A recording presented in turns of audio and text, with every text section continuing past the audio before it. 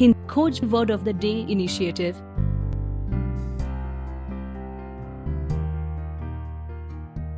Initiative का हिंदी में मतलब पहल होता है। इनिशिएटिव नाउन या संज्ञा के रूप में।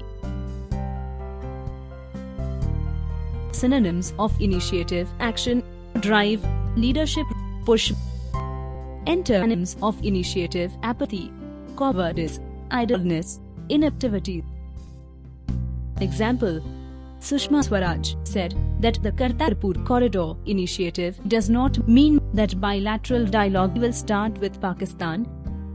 उदाहरण: सुषमा स्वराज ने कहा कि करतारपुर कॉरिडोर पहल का मतलब यह नहीं है कि पाकिस्तान के साथ द्विपक्षीय वार्ता शुरू होगी।